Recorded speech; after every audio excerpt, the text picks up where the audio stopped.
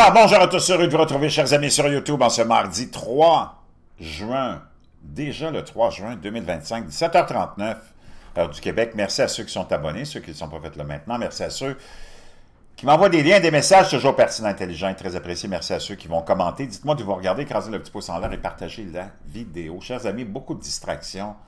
Il y a peut-être 50 événements à la minute qui nous sont rapportés sur tous les réseaux sociaux, sur les nouvelles. C'est hallucinant.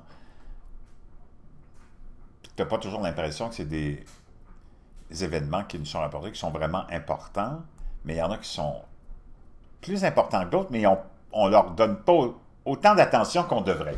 Disons ça comme ça. Et c'est ça qu'on va aller voir ensemble, surtout une ou deux nouvelles qui vraiment font frissonner. On va aller faire un saut aussi dans ce qui se passe au niveau climatique. Beaucoup d'anomalies ces derniers jours, je vous en ai présenté une avec le Soleil, entre autres. Planète qui est passée aussi devant la Lune. Qu'est-ce qu'on a vu dans le ciel? On n'était pas certain. Il n'y a pas beaucoup de monde qui en parlait. Les gens me disaient dans les commentaires, on n'a trouvé aucun lien. Ben non, c'est sûr que tu ne les trouveras pas, ces liens-là. Parce que c'est des gens comme toi puis moi qui publient ça. Sur TikTok pour la plupart. Donc, les grands médias n'oseront jamais s'aventurer dans ces sujets qui sont peut-être trop controversés, trop révélateurs. Pendant ce temps-là, chers amis, n'oublie pas de te procurer ton bleu de méthylène. Oui, ça marche. C'est à peu près une des seules choses qui marche. Appelle ça du biohacking si tu veux. Augmentation de ta production d'énergie cellulaire de 30%, c'est pas rien. Beaucoup d'espoir dans plusieurs domaines de la médecine, que ce soit l'Alzheimer, le cancer et aussi le Parkinson. Beaucoup de gens me disent aussi, des milliers d'abonnés de l'ont acheté, me parlent de leur brouillard cérébral qui est dissipé, qui est parti. D'autres, leur douleur arthritique. En tout cas, c'est vraiment extraordinaire. Moi, j'en prends pas tous les jours, mais peut-être une fois à tous les 2 jours. Des fois 3, mais plus souvent une à tous les 2 jours. 20-25 gouttes. Il n'y a pas de formaldéhyde, il n'y a pas de métaux lourds. C'est fait pour ça. Ça fait des années que c'est étudié par des cancérologues éminents, comme Laurent Schwartz, entre autres. Donc, je te laisse le lien dans la boîte de description. Pas cher, et c'est un bon produit. N'oublie pas ton livre Make Your Bed aussi de l'amiral McLevin, quelque chose qui est essentiel pour avancer dans la vie, pour te réaliser. N'oublie pas aussi le collagène, moi ça fait là maintenant 3 semaines que j'en prends. C'est vraiment essentiel. Je ne savais même pas que c'était quelque chose que le corps produit vraiment plus suffisamment à l'âge de 25 ans. À partir de 25 ans, c'est hallucinant. Et plein d'autres produits dans la boîte de description. Ça y est, c'est réglé. Le 4 juillet, on s'en va à Québec, au bar Le Vegas. Brochu, puis une petite gang, on s'en va s'amuser là, on va remplir la soirée, disons. Vous viendrez nous rejoindre le 4 juillet à Québec.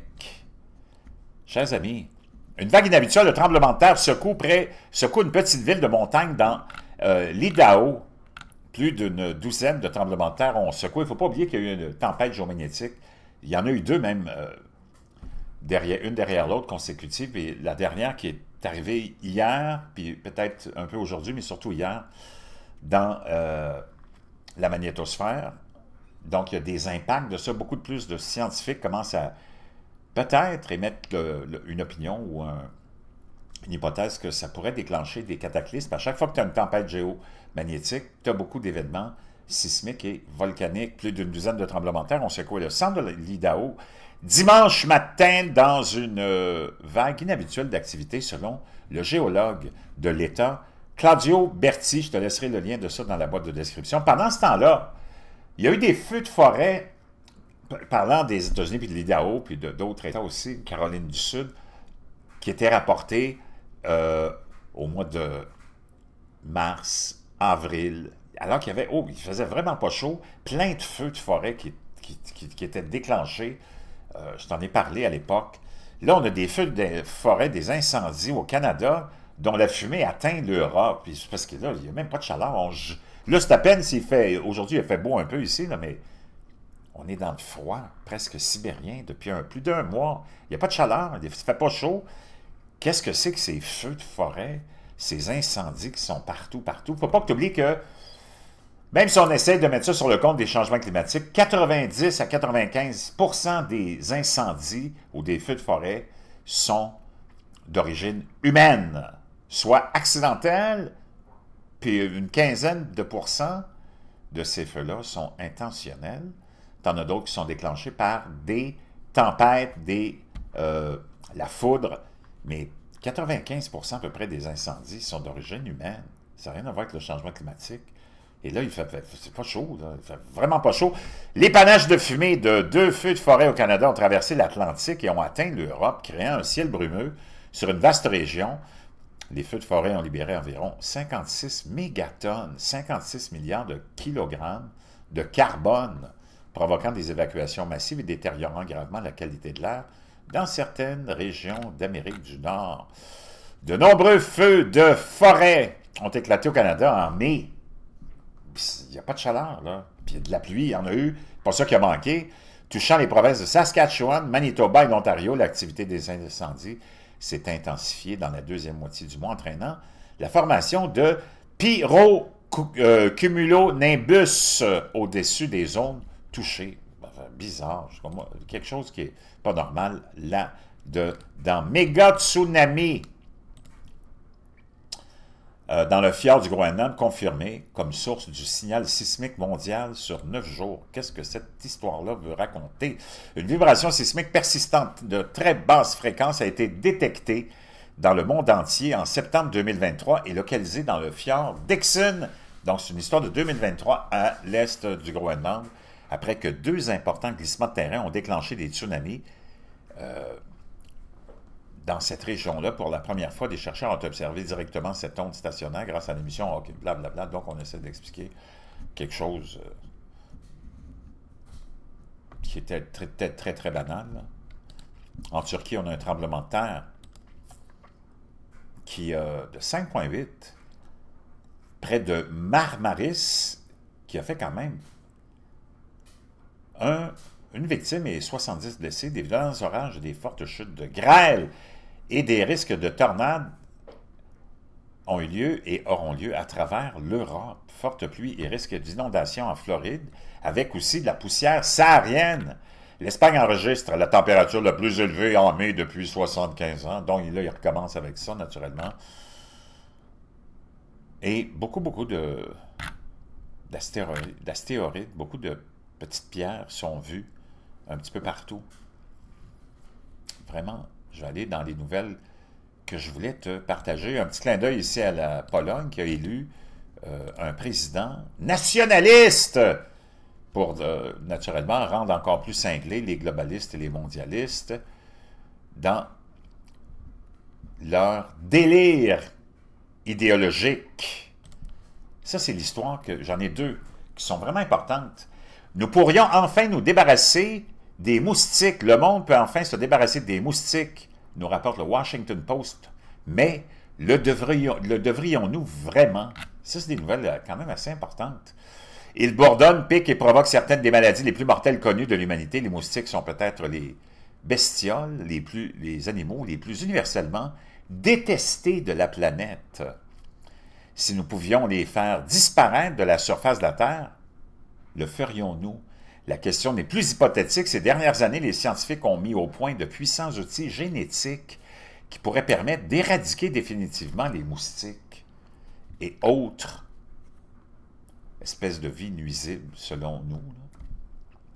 Aujourd'hui, certains médecins et scientifiques affirment qu'il est temps de prendre la mesure extraordinaire de recourir à l'édition génétique pour supprimer les moustiques et éviter aux humains de souffrir du paludisme, de la dengue, du virus du Nil occidental et d'autres maladies graves. Puis en plus, bloquer le soleil, peut-être aussi, dans leur plan. Il y a tellement de vie en jeu avec le paludisme que nous voulons nous assurer que cette technologie puisse être utilisée dans un avenir proche. Donc là, ils te rapportent ça, comme si de rien n'était. Imagine-toi, là, ça, c'est du délire total. Mais, parce qu'on veut te faire vivre dans une bulle aseptisée, où il n'y a plus aucun danger de quoi que ce soit. Si c'était quelqu'un comme Donald Trump qui avait cette idée-là, je peux te dire une chose, il partirait tout en crise d'hystérie, le traiterait tous les noms, puis probablement voudrait le faire enfermer. Si c'est Donald Trump qui parlait d'aller saupoudrer le soleil de sel puis de poivre, puis d'un petit peu d'oregano, pour bloquer les rayons du soleil, on s'attaquerait à lui, puis on le ferait enfermer. Comprends-tu? C'est vraiment du n'importe quoi. Je ne comprends plus rien dans leur délire. Et l'autre nouvelle, très inquiétante, qui passe sous silence, mais il n'y a personne qui va arrêter l'avancement de cette robotisation du monde. Puis je t'en ai parlé depuis très longtemps, ceux qui me suivent depuis longtemps, je t'ai dit, il y a des centaines de millions d'emplois qui vont disparaître. L'intelligence artificielle pourrait éliminer la moitié de tous les emplois de col blanc débutants, tous les nouveaux qui sortent des écoles, les pauvres naïfs qui se sont fait attraper par le système qui les a poussés à aller s'endetter pour aller obtenir un diplôme qui n'a pas plus de valeur qu'un rouleau de papier de toilette. Dario Amodei, PDG de l'influente société d'intelligence artificielle Anthropic, a lancé un avertissement sévère et urgent. L'intelligence artificielle pourrait bientôt éliminer des millions d'emplois de col blanc débutants, le chômage aux États-Unis pouvant potentiellement atteindre entre 10 et 20 % d'ici 5 ans. 10 et 20 %, ça c'est des chiffres qu'on te met au plus beau.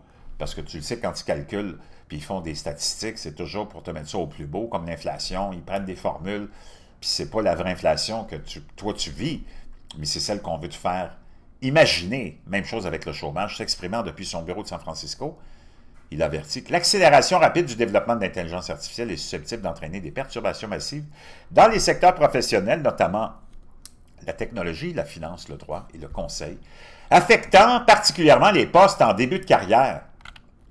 Il faut arrêter d'édulcorer l'avenir, a déclaré Amodei. Nous sommes au bord d'une importante suppression d'emplois et rares sont ceux qui y sont préparés, ni les travailleurs, ni les législateurs, ni même de nombreux dirigeants d'entreprises. C'est vraiment pas une bonne nouvelle. Une meilleure, peut-être, enfin. Même à l'ONU, on s'inquiète des politiques transgenres, puis on dit que ça représente une terrible menace pour les femmes, et que même les Nations Unies les dénoncent. J'évite généralement de lire les documents des Nations Unies, nous dit l'auteur, de peur qu'ils ne déclenchent mon réflexe nauséeux. Hein, on le sait que l'ONU, c'est une patente à gosse, globaliste, mondialiste, corrompue à l'os, fondée par les Rockefeller. Si la Floride est un lieu où le woke meurt, l'ONU est le lieu où le woke s'envenime et se fige, s'infiltrant dans les bureaucraties et accablant le reste du monde des déchets idéologiques de l'Occident. Imaginez donc ma surprise d'entendre un appel clair à la raison retentir à travers le bruit de l'avortement, de l'idéologie du genre et de l'alarmisme climatique qui étouffe toute dissidence à l'ONU. J'ai presque dû y regarder à 2 fois lorsque j'ai entendu que Reem Al-Salem, la rapporteuse spéciale des Nations Unies sur la violence contre les femmes et les filles, avait identifié avec précision l'idéologie du genre comme une menace pour la sécurité des femmes. Et pas n'importe quelle menace, mais le plus grand obstacle à l'élimination de la violence contre les femmes et les filles au Royaume-Uni. Elle a partagé jeudi la version préliminaire non éditée de son rapport, annonçant qu'elle présenterait la version éditée au Conseil des droits de l'homme en juin. On est en juin, en plus dans le mois de la fierté LGBTQ++. Le manque de clarté législative sur le sexe entrave la collecte de données sur la violence à l'égard des femmes et des filles. La confusion des données sur le sexe et le genre en particulier, en donnant la priorité au genre auto-identifié, efface les enregistrements biologiques du sexe, déformant la nature masculine de la violence contre les femmes et les filles et entravant l'analyse des causes profondes, ajoute le rapport, et ça continue, ça continue. C'est vraiment intéressant, ça fait un changement total.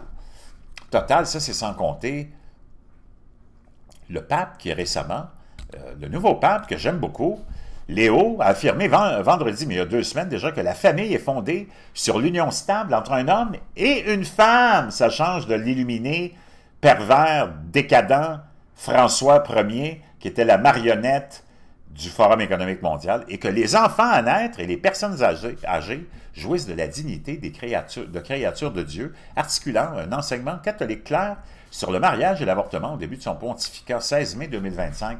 Puis les médias n'ont pas parlé, naturellement, ça ne rentre pas dans les médias globalistes, mondialistes, qui veulent nous emmener dans la déchéance totale.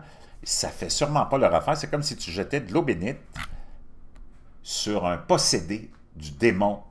Bravo à Léo, pardon, pas Léo, mais Léon XIV. Chers amis, je peux te dire une chose. Wow! Les temps changent, tant mieux. Puis là-dessus, on se laisse.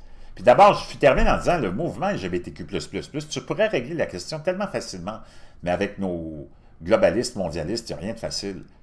Tu veux prétendre que tu es un homme ou que tu es une femme, et vice-versa? Ben, on a juste à créer une nouvelle catégorie pour les sports puis les toilettes, catégorie trans. Puis ça va régler la question. Ah, pourquoi ça se fait pas? Parce qu'il n'y en a pas assez, c'est tellement minimal, c'est tellement anodin, c'est tellement banal. Puis c'est juste des hommes pervers de la haute société, tous des enfants de riches puis de petits bourgeois qui n'ont rien à faire dans la vie puis qui sont à observer leur néant. C'est le plus grand mouvement de misogynie qu'il n'y a pas. C'est un mouvement pour ridiculiser la femme, c'est de rendre grotesque nos grands-mères. Il n'y a pas une femme qui se comporte comme les trans que tu vois, puis en plus de les amener dans l'univers des femmes, puis dans le sport des femmes, puis dans des rings de boxe, si ça, c'est pas de la misogynie, je me demande ce que c'est. Si t'es d'accord, tape-moi un petit 47, puis on se retrouve.